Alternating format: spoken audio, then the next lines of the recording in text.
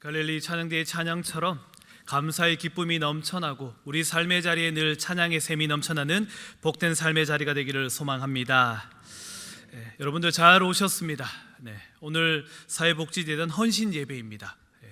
딱 두 분류로 나눌 수 있을 것 같은데요, 복지재단 후원하는 사람 그리고 예비 후원자들 이렇게 모여 있는 것 같습니다. 부담 가지지 마시고 편안하게 들으시고 또 결단해 주시면 감사하겠습니다. 우리 옆 사람들과 함께 인사할까요?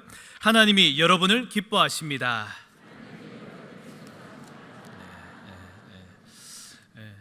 오늘 사회복지재단 헌신 예배로 드려지는데요, 보통 우리가 어깨동무 후원자 이렇게 모집한다라고 이야기합니다.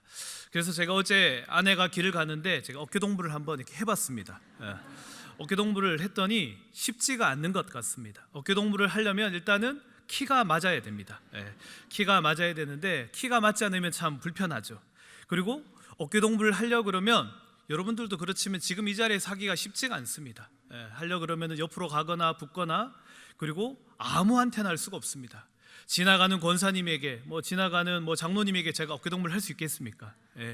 어깨동무를 하려면 필요한 것이 지위가 맞아야 된답니다. 그리고 키, 이런 사항들이 맞아야 된다고 말하는데요, 어찌 생각해보면 어깨동무를 한다는 것은 지위를 내려놓는 것이고, 그리고 키도 맞추어서 우리가 눈높이를 맞추어서 함께하는 마음으로 그 사람을 받아줄 때 우리가 어깨동무가 가능해지는 것입니다. 우리의 상황과 여건들은 다 다를지라도 하나님이 우리를 한 마음으로 묶어주셨습니다.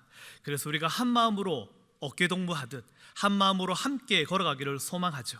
마음을 맞추고 우리의 눈높이를 맞춰서 함께 걸어가는 우리 사랑하는 영당의 모든 권속들 되기를 소망합니다. 최근에 저희 옆집에 살던 집이 이사를 가게 되었습니다. 이사를 가게 되자 제 집에 있는 막내 녀석이 이런 이야기를 했습니다. 또 착한 사람이 오면 좋겠다, 이렇게 이야기를 했습니다. 왜냐하면은 그 집과의 관계가 너무너무 좋았습니다. 그분들과 함께 교류도 좋았고요, 인사한 것뿐만 아니라 고향에서 상추가 오면 상추를 나눠 먹기도 하고, 크리스마스가 되어지면 선물을 주고 받기도 하고요, 어린이날이라 선물도 주었던 이웃인데 이제 떠나게 되었습니다. 그러자 막내 녀석이 떠나는 모습을 바라보며 참 또 착한 사람이 오면 좋겠다. 그래서 저희들이 마지막 떠날 때 저도 아이들 또 등교하는 길에 또 출근하는 길에 인사를 함께 나누었습니다. 여러분들은 좋은 이웃인가요? 함께 살아가는 주변 사람들 가운데 여러분들은 좋은 이웃입니까? 아니면 우리 영락교회가 이 지역사회에 좋은 이웃일까요? 당연히 한국교회에 물어본다면 이렇게 좋은 교회가 없습니다. 한국교회에서 영락교회를 말한다면 다 최고라고 말할 것입니다. 그런데 만약에 이 주변에는 직장인들에게 영락교회가 어떤지 물어본다면, 여기 주변에 식당을 하고 있는 아주머님들에게 영락교회가 어떤지 물어본다면 여러분들 평가가 어떨 것 같습니까? 오늘 말씀에 비추어서 우리가 한번 생각해 볼 만한 질문인 것 같습니다. 우리 교회는, 우리 영락교회는, 아니면 한국 땅에 있는 영락교회는 세상에 가지고 있는 시선으로 바라봐서는 안 됩니다. 어찌 보면은 1등만 기억하는 그런 세상이 아니라, 어찌 보면 꼴찌를 하더라도 아니면 내가 조금 뒤처지더라도 함께 갈 수 있는 마음을 가져야 되고요, 우리가 일반 기업처럼 이윤을 내고 그리고 이익을 내고 그것이 내 주머니에 들어온 것이 많으냐 적으냐를 가지고 판단하는 것은 아닌 것 같습니다. 조금 더디더라도 천천히 가는 것이고요, 조금 손해보더라도 함께 가는 것이 어찌 보면 하나님의 시선이고 하나님의 마음일 것 같습니다.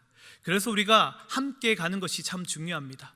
어깨동무를 하듯 내 지위를 내려놓고 내 상황을 잠시 내려놓을지라도 하나님과 함께 우리 모두가 손을 잡고 함께 걸어가는 아름다운 공동체가 되어지는 것을 주님이 원하고 바랄 것입니다. 종종 횡단보도를 지날 때 보면은 이런 어린아이들의 모습을 봅니다. 초등학생 친구들인데요, 친구들이 우르륵 달려가다가 횡단보도 불빛이 바뀔까 말까 하는 그 찰나의 순간에 재빠른 친구들은 뛰어서 건너갑니다. 뛰어 건너가는 것을 보면서 어떤 생각이 듭니까? 위험하다라는 생각이 들죠. 그런데 그 위험을 무릅쓰고 건너가는데 보통 초등학생들이 다 그렇지만 다 건너가지 못합니다. 일부는 그곳에 남습니다. 그러면 여러분들 같으면은 먼저 건너간 친구들이 먼저 갈까요? 기다릴까요? 초등학생들은 다 기다립니다. 어른들은 어떻습니까? 우리가 엘리베이터를 타고 있는데 저기 멀리서 사람이 오는데 뭐부터 누르고 있습니까? 닫힘 버튼부터 누르고 있습니다. 그래서 닫힘 버튼이 제일 빨리 고장이 납니다. 근데 어린 친구들은 함께 기다리는 모습을 보여줍니다. 함께 가고자 합니다. 주님도 더디더라도 한 마음으로, 사랑의 마음으로 손을 잡고, 조금 뒤처지는 친구가 있다면 그 친구 손을 잡고 걸어가기를 바라는 것이고, 그것이 어찌 보면 어깨 동무입니다.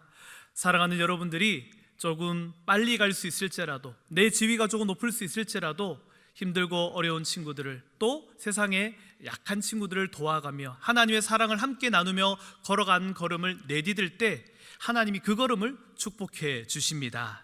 오늘 우리가 읽었던 말씀 이사야 58장의 말씀인데요, 58장의 이야기는 분명합니다. 참된 경건이 무엇이냐, 그리고 참된 경건의 축복이 무엇이냐를 설명해 주고 있는 겁니다. 먼저 화면을 보도록 할 텐데요, 9절부터 11절의 말씀을 먼저 보도록 하겠습니다. 이 내용은 이것을 지켰을 때, 하나님의 말씀을 따라 살았을 때 주어지는 내용들인데요, 제가 한번 읽어보겠습니다. 내가 부를 때 나 여호와가 응답하겠고, 내가 부르짖을 때에는 내가 여기 있다 하리라.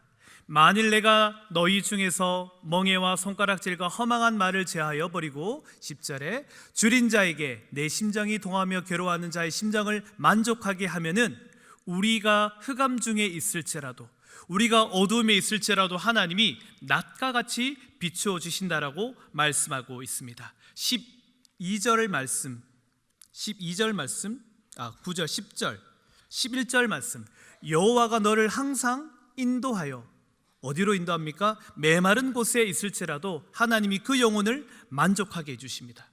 뼈를 견고하게 해주시고, 우리를 어떻게 해주십니까? 물된 동산같이, 물이 끊어지지 않는 샘같이 해주신다라고 말씀하고 있습니다. 저는 참 이 구절이 참으로 아름답고 은혜가 있는 것 같습니다.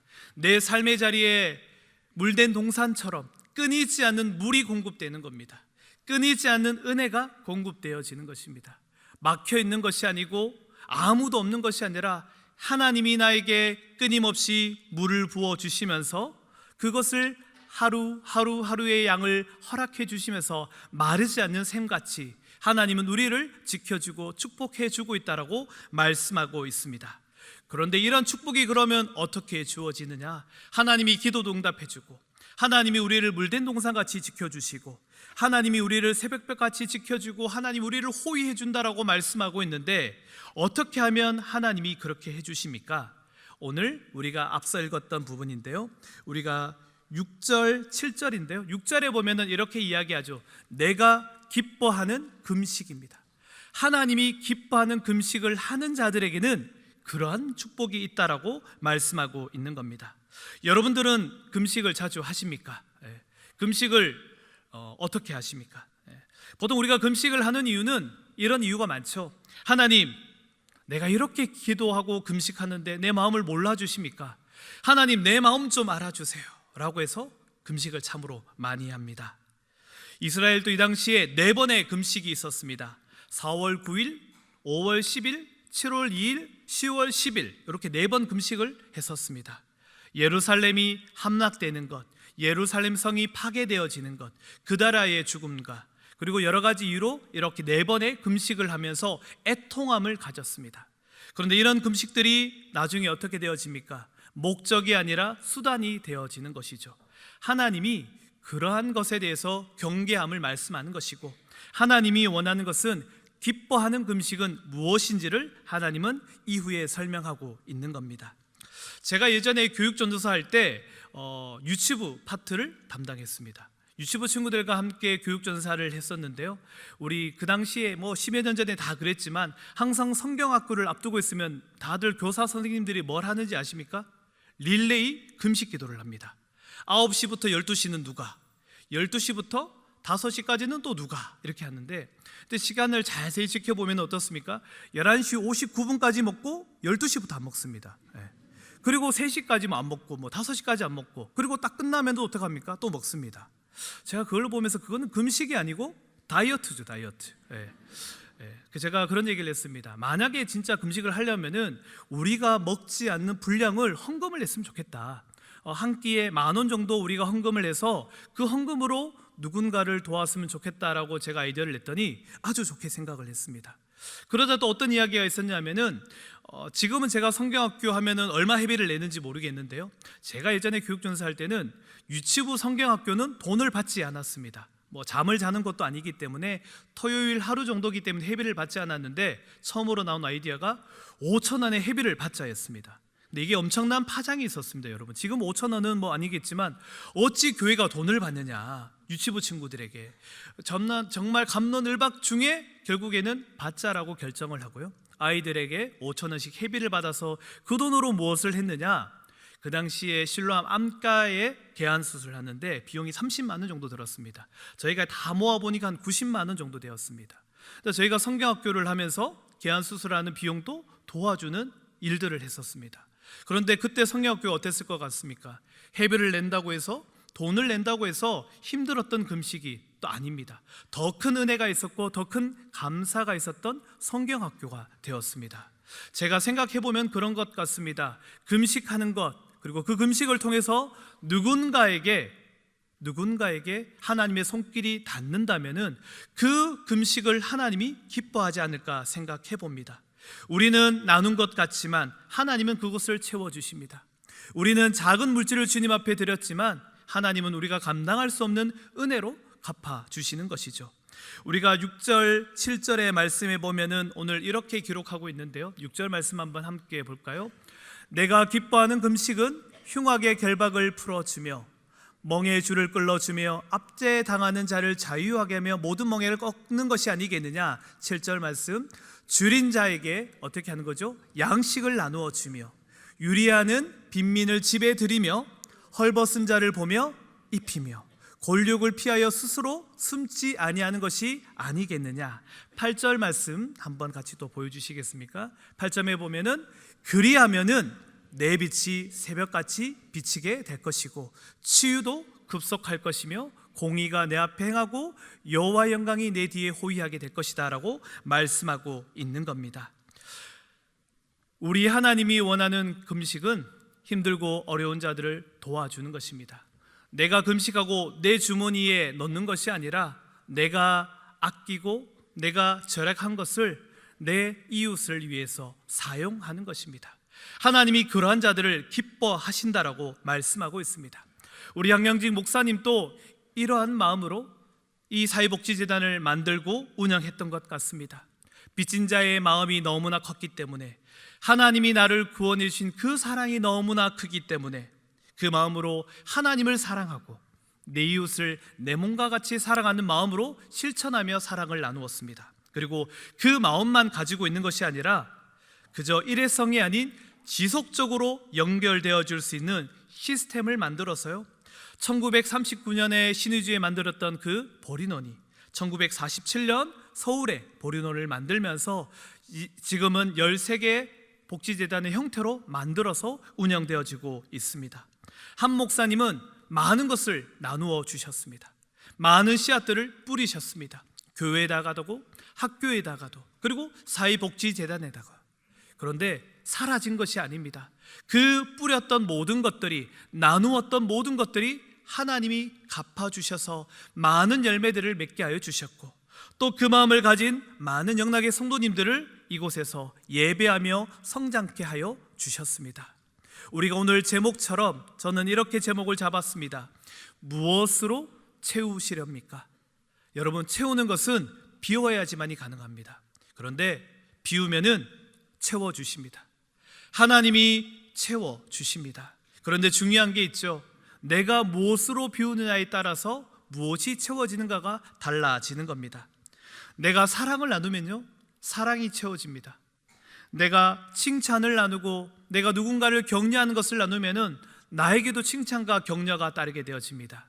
그런데 반대로 내가 미움으로 나누게 되어지면은 미움이 쌓여지고요, 내가 이기심으로 세상을 바라보면은 이기심만 가득한 곳이 되어지는 것이죠. 우리 양영지 목사님이 이 땅 가운데 아름다운 사랑을 나누었습니다. 그런데 그 사랑이 사라진 것이 아니라 지금까지 많은 열매들을 맺고 있습니다. 우리 하나님이 원하시는 것은 이웃에 대한 실천적인 사랑을 원하고 있습니다. 그저 사랑해야지가 아니라 내가 몸으로, 내가 마음으로 기도하며 내가 가진 것을 나누며 아름다운 사랑을 하기를 소망하고 있습니다. 하나님을 사랑하듯 내 이웃을 내 몸과 같이 사랑하라라고 말씀하고 있는 것이죠. 자기만 아는 이기적인 금식이 아니라, 나만 생각하는 이기적 금식이 아니라 올바른 사랑의 금식을 해나갈 때 하나님은 우리에게 비우는 자리에 하나님의 은혜를, 하나님의 축복을, 하나님의 은총을 채워주십니다. 그렇기 때문에 우리가 주는 것 같고 나누는 것 같지만 하나님은 오늘도 우리에게 채워주시고 계십니다. 오늘도 여러분들은 하나님을 만나기 위해 이른 아침부터 이곳으로 달려왔습니다.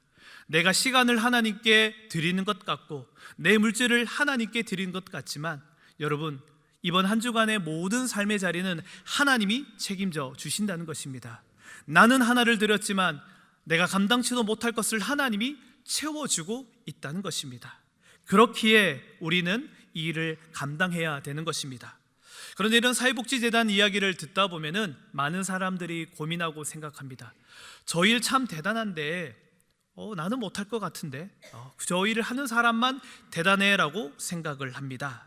근데 예전에 어느 목사님이 그런 이야기를 하더라고요. 예전에 어느 기도 중에 옆에 함께 공부하는 신학생 목사님이 계셨는데 그분이 참으로 힘들게 공부를 했답니다. 학비도 부족하고 심지어는 먹을 것도 없어서 힘들어하고 있어서 기도를 했답니다. 하나님, 내 옆에 있는 동료 우리 저 전도사님 학비도 좀 지원하게 해주고 밥 먹는 것도 잘 해결해 줄 수 있도록 하나님 도와주시면 감사하겠습니다라고 기도했는데 그분의 마음속에 어떤 마음이 들었느냐 하면은 너의 주머니에 뭐가 있느냐. 근데 주머니에 봤더니 10권이 있답니다. 그거부터 나누어 주라라고 말씀하고 있는 겁니다. 하나님은 일들을 우리를 통해서 감당하십니다. 그런데 큰 것이 아닙니다. 그저 내 주머니에 있는 작은 것 하나라도 하나님은 그것을 기쁘게 받아주십니다. 오병이의 사건에 보시면 어린아이의 작은 도시락 하나가 수천 명이 먹게 되어지는 역사함을 바라보게 되었습니다. 작은 섬김이, 그 사랑의 물결이 엄청난 파도와 같은 사랑의 운동으로 변화되어지는 것이죠. 여러분들 역시 작은 것 하나 나눌 수 있는 마음의 여유가 함께 하기를 소망합니다. 이런 이야기를 듣다 보면은 많은 생각을 합니다. 그래 나도 한번 후원해볼까? 라는 생각을 하시는데요, 결단을 하셔야 됩니다. 저도 예전에 선교지 가서 선교지 갈 때마다 드는 생각이 뭐냐면은 내가 돌아와서 이곳에 후원해야지 라는 생각을 하는데 돌아오면은 우리 여러분 마음이 어떻게 변해갑니까? 이게 생각이 달라집니다. 내가 가지고 있는 생각과 경제적인 환경이 막 들어오기 시작하는 거죠. 예전에 저도 한번 어땠냐면은 도와줘야겠다. 내가 적금 넣는 통장이 있는데 그 적금을 보내야겠다라고 생각하고 돌아왔는데 딱 돌아왔더니 적금이 3개월이 남아 있습니다. 여러분, 그러면 3개월을 채워서 보내야 됩니까? 이걸 해지하고 보내야 됩니까? 저도 수많은 고민 가운데 빠졌습니다. 근데 만약에 3개월을 채워서 보냈으면 못 보냈습니다. 참 사람 마음이 완악한 것 같습니다. 결단하는 순간에 행해야 되고요, 내가 정하는 순간에 밀어붙여야 됩니다. 성령 하나님은 우리에게 말씀하고 있는데 내 안의 욕심이, 세상의 이야기가 내 길을 가로막고 있기 때문입니다. 하나님은 여러분들에게 하나님을 사랑하라, 내 이웃을 내 몸과 같이 사랑하라라고 말씀하고 있습니다. 그렇게 고민하고 결정하고 내가 해나갈 때, 작은 것 하나지만 하나님께 드릴 때 하나님이 우리의 인생을 어떻게 바꾸어 주십니까? 물된 동산과 같이 하나님이 끊임없는 하나님의 은혜로 채워주시겠다라고 말씀하고 있는 겁니다. 샘이 깨끗해지는 것은 물이 퍼가지 않으면 그 물은 썩어버립니다. 그런데 그 물을 조금씩 흘러버릴수록 다시 내려오는 새로운 물로 인해서 깨끗해지고 새로운 은혜로 채워지게 되는 것입니다. 하나님은 우리가 그러한 은혜 가운데서 살아가기를 소망하고 있습니다. 여러분, 예전에 받았던 은혜에서 머무는 것이 아니라 오늘 받은 은혜로 오늘을 살아가는 것이고요, 내일 받을 은혜로 내일 살아가게 되는 것입니다. 하나님이 만나를 어떻게 주셨습니까? 매일매일마다 만나를 허락해 주셨습니다. 여러분들에게도 매일매일마다 하나님의 만나를 주시고자 하는데 내가 움켜쥐고 있으면은 채워질 게 없습니다. 그렇기 때문에 내가 가진 것을 나누고 하나님 앞에 드릴 때 하나님이 그거보다 더 큰 은혜로 여러분들을 채워주시고 있는 것입니다. 그렇기 때문에 우리의 마음이 조금 달라져야 됩니다. 보통 우리는 어떻게 생각하느냐? 나를 생각하고 우리를 생각하고 너를 생각합니다. 그런데 오늘 하나님의 말씀에서는 내가 아닌, 우리가 아닌 너를 생각해야 되는 겁니다. 이웃을 생각하며 이웃을 바라봐야 되는 것입니다.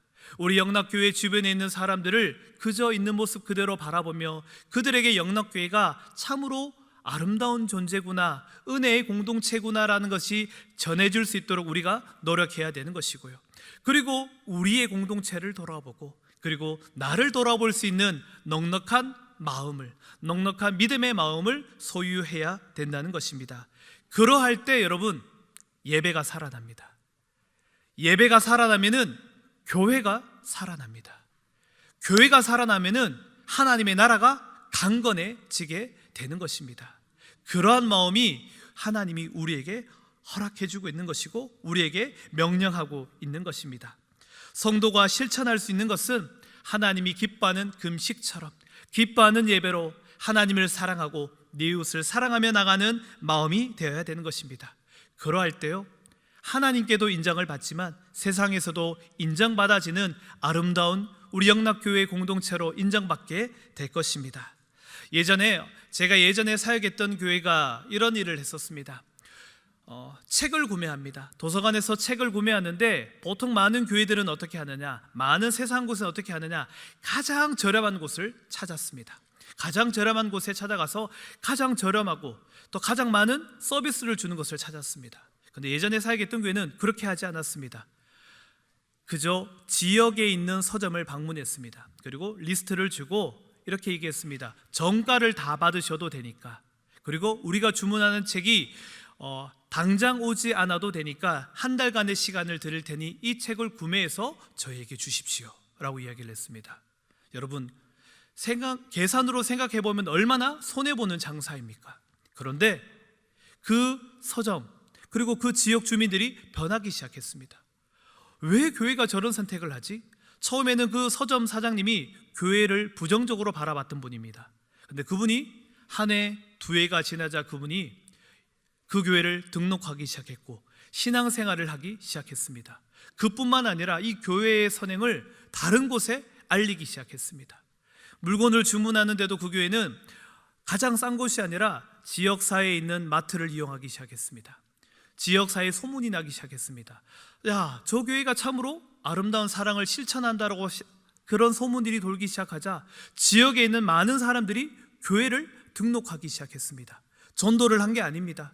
그들이 하나님의 사랑이 있는 곳으로 찾아왔고요, 그들이 가지고 있었던 생각들을 다 바꾸기 시작을 했습니다. 교회는 세상이 가지고 있는 이윤축으로 바라봐서는 안 됩니다. 우리가 하나님을 사랑하듯 이웃을 내가 정말 사랑하는 마음으로 다가설 때, 하나님을 기쁘시게 하는 마음으로 사람을 행복하게 하고 세상을 아름답게 만들어 나갈 때 세상 사람들은 저곳이 하나님이 있는 곳이구나, 저곳에 은혜가 있는 곳이구나, 저 교회는 참으로 하나님이 거하는 곳이구나 라고 말씀하고 고백하게 되는 것입니다. 하나님은 오늘도 우리에게 말씀하고 있습니다. 그러한 사람으로 실천하며 말씀 따라 걸어가기를 소망하고 있습니다. 그래서 오늘 제목처럼 여러분, 무엇으로 채우시렵니까? 여러분들 채우기 위해서는 내가 가진 것을 나누어야 됩니다. 그런데 내가 좋은 것을 나누면은 하나님은 그것보다 더 좋은 것으로 채워주신다는 그 사실을 기억하시기를 바랍니다. 물된 동산처럼 끊임없이 물이 내려오듯 우리가 비우면 우리 하나님이 채워주시고 우리가 나누면 그것보다 더 큰 은혜로 하나님은 채워주십니다. 그렇기에 함께 나누고 함께 채워지는 변화와 축복을 경험하는 저와 여러분들 되시기를, 그리고 결단하며 하나님 바라보며 하나님의 은총을 누리며 하나님의 사랑을 아름다운 곳에 전하며 살아가는 저와 여러분들 되시기를 주님의 이름으로 축복합니다. 아멘. 기도하겠습니다. 자비로우신 하나님, 한 사람의 마음속에 일어난 진정한 변화가 세상을 변화시키는 원동력임을 우리는 이제 알았습니다. 한 사람의 마음속에 주님의 사랑이 뜨겁게 역사하며 거기로부터 퍼져나오는 사랑의 울림이 세상을 아름답게 한다는 것을 알게 되었습니다. 이제 변해야 하는 것이 바로 나라는 것을, 내가 변해야 세상이 변함을 잊지 않게 하여 주시옵소서. 구원해 주신 사랑을 기억하며 평생토록 사랑의 빚진 자로 사랑을 전하게 하여 주시옵소서. 하나님의 사랑과 이웃 사랑을 실천하며 살아가게 하여 주시옵소서. 열세계 모든 기간이 주의 도우심과 주의 돌보심에 따라 열매 맺게 하여 주시옵소서. 새 하늘과 새 땅을 바라보면서 이 땅에서 우리 이웃들에게 사랑을 나누는 새 사람들 되게 하여 주시옵소서. 예수님의 이름으로 기도드리옵나이다. 아멘.